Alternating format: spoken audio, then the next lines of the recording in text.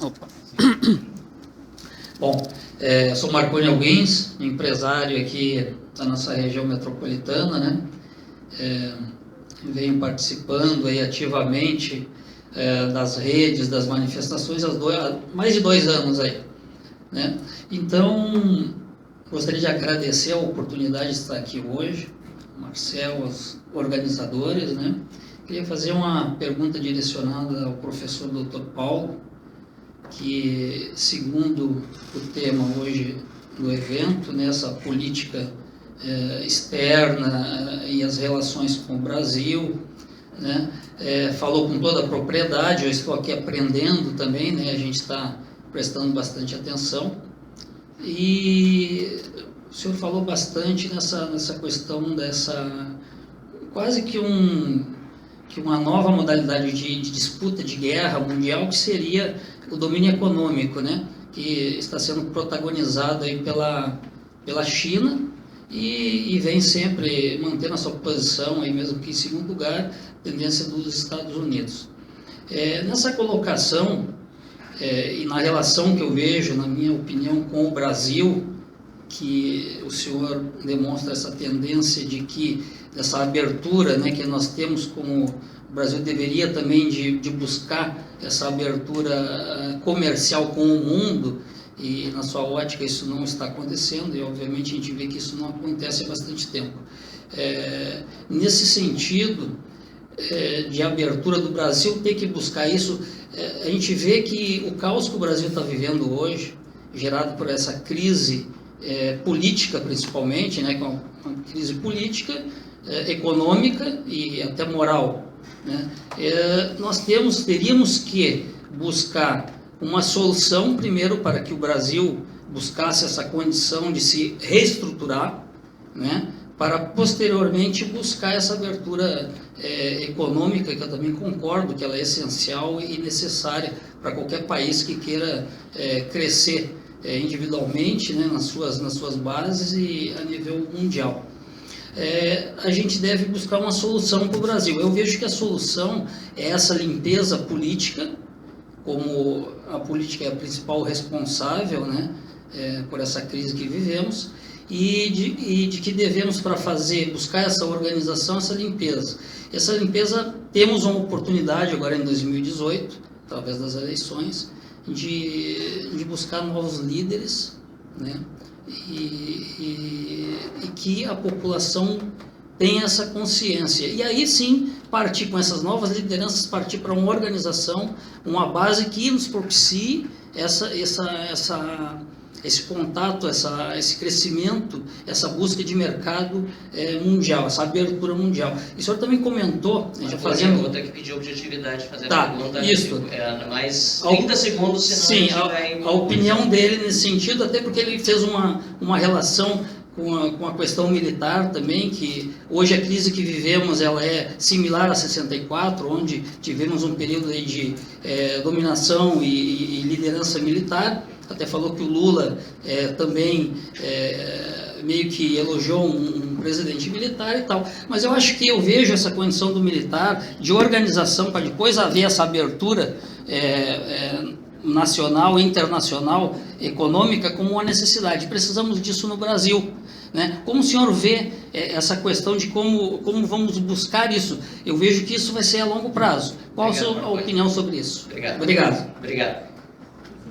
Quem começa? Sobre a Escola de Chicago. Fugir na Escola de Chicago. A autora da Escola de Chicago.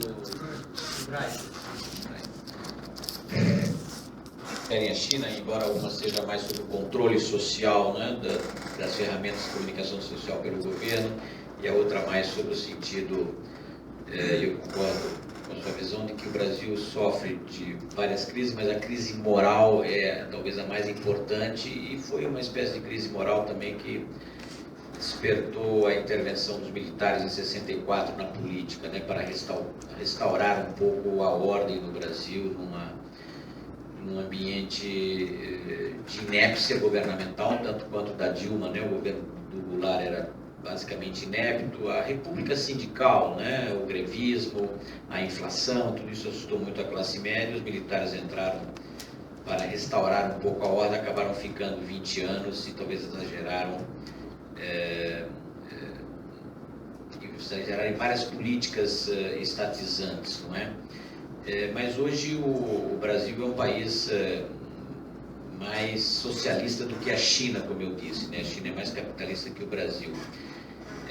A resposta de saber se o governo chinês, o Partido Comunista Chinês, conseguirão manter o controle, porque a mídia, ela perpassa, é pervasiva, ela se estende, as pessoas buscam romper o chamado firewall, né, a grande muralha das comunicações chinesas.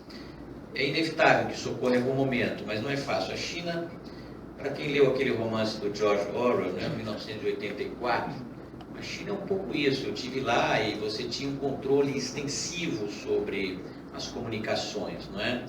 E mesmo esses instrumentos que a gente tem aqui são totalmente controlados e cerceados na China e substituídos por equivalentes chineses, que deve ter um exército de milhares de controladores das comunicações por palavras-chave, um pouco como faz a NSA americana, né, para controlar comunicações em todos os lugares, inclusive tentando traduzir a delinquência terminológica da nossa ex-presidente, né? Os chineses realmente controlam tudo. Quando eu estava lá, tive vários exemplos disso. Aliás, quando eu cheguei lá, os chineses estavam recém-restabelecendo as comunicações de internet de toda uma província, a província do Xinjiang, que é a última província em direção ao Cazaquistão, né, onde estão os uigures, onde tinha havido uma revolta dos uigures em 2009. Os chineses simplesmente isolaram a província durante um ano. Só em agosto de 2010 é que eles estabeleceram. E na televisão era muito comum qualquer programa de notícias da CNN, da BBC, quando começasse a falar de direitos humanos, de Tibete, ela era apagada imediatamente, não é? Havia uma censura muito grande. E você não consegue acessar blogs, Google e outras ferramentas externas se você não tiver um provedor virtual. Eu tive que assinar um provedor virtual quando eu morava na China para poder acessar o meu próprio blog, senão seria impossível. Então, tinha que pagar $40 de provedor virtual para ultrapassar a barreira chinesa. Então, eles exercem um controle extensivo, intensivo, maciço sobre todas as comunicações. Nas revoltas árabes, né, eles censuravam as palavras, ou na Revolução Ucraniana, laranja, não é? Eles censuravam qualquer menção à laranja. É uma paranoia muito extensa. Isso não é possível manter durante muito tempo. As pessoas acabam encontrando vias de ultrapassar as barreiras e acabam se informando, né? Mas a repressão é muito grande. O Prêmio Nobel da Paz chinês, que foi atribuído justamente em 2010, foi condenado a 11 anos de cadeia, apenas por ser um advogado de direitos humanos, não é? Ele está preso até hoje. E vários outros advogados de direitos humanos estão presos. Ou seja, é um Estado autocrático, estilo George Orwell, 1984, com muita sofisticação, inclusive, né? O George Orwell teria que reescrever o seu romance, adaptando-o à China. Isso um dia vai passar, mas o que confere legitimidade ao Partido Comunista Chinês é o crescimento econômico, algo jamais visto na história econômica mundial. Um país que consegue manter uma taxa de crescimento de 9, 10, 11% ao ano durante 3 décadas, né? Nunca houve isso e nunca mais haverá, mas é porque a China partiu de muito baixo, né? Então, em algum momento ela vai ter um crescimento menor, vai haver insatisfação, a classe média vai se manifestar, como na Coreia, a classe média desmantelou a ditadura, o militarismo e trouxe a democracia de volta à Coreia do Sul. Na China será mais difícil, né, pelas tensões que existem na sociedade, a própria repressão do Partido Comunista. Enquanto houver crescimento econômico, eles têm uma legitimidade. Quando isso se esvair, não é?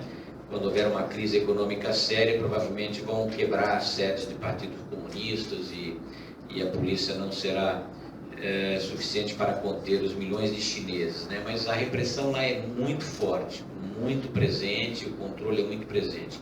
Sobre o Brasil, enfim, Infelizmente, já estamos desde muito tempo num regime de república sindical, não é? Isso não dependeu só do PT. A construção do sindicalismo, do corporativismo no Brasil é um processo que vem da era Vargas. O Brasil é um país perfeitamente fascista, se vocês quiserem, né? O fascismo não é botas pretas, milícias, não é?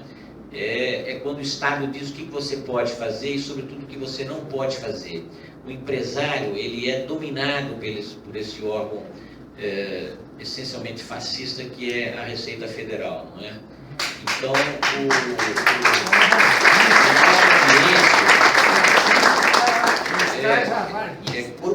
é corporativismo, é um fascismo latente, as pessoas não percebem, né? A Anvisa proíbe farmácias de venderem Coca-Cola, ou proíbe as padarias de venderem aspirina, não é? Isso é fascismo, né? O fascismo é quando o Estado diz o que você pode e não pode fazer. Isso, infelizmente, aqueles que reclamam uma intervenção militar constitucional, não fosse a contradição nos termos, não é? Não percebe que os militares também têm esse espírito corporativista da ordem, da regulação. Uma sociedade livre é uma sociedade um pouco anárquica, né? Com liberdade de opinião, debates, contradições, mas você tem que manter certas regras para o consenso, né? O Karl Popper, um grande defensor das liberdades, não é? Ele dizia que devemos ser tolerantes, permitir o debate, mas a democracia tem que se defender dos intolerantes. Ela tem que ter instrumentos de defesa dos intolerantes. Infelizmente, nós tivemos 13 anos de construção de um regime que deveria caminhar para um tipo de neobolchevismo, não conseguiu, mas o Partido dos Trabalhadores é um partido perfeitamente totalitário em intenção, em propósitos. Não conseguiu fazer no Brasil aquilo que foi feito na Venezuela, mas é preciso que a cidadania reaja. A cidadania precisa impor aos políticos, uma classe em si, para si, autocentrada nos seus benefícios próprios, impor aos políticos uma correção de estruturas, de instituições, de regras quanto a eleições, fundo partidário, todo o oportunismo do crescimento das prebendas parlamentares, tudo isso é muito negativo. O Estado brasileiro hoje é um Estado que é um sanguessuga da nação, né? O Estado brasileiro, que já foi, no passado, meio século atrás, um promotor do desenvolvimento, hoje é um obstrutor do desenvolvimento. Eu sou um anarcodiplomata perfeito, eu sou contra o Estado, eu acho que o Estado tem que ser contido, né, para que o Brasil possa viver. Essa é uma luta que a cidadania tem que enfrentar. Muito obrigado. Certeza, obrigado.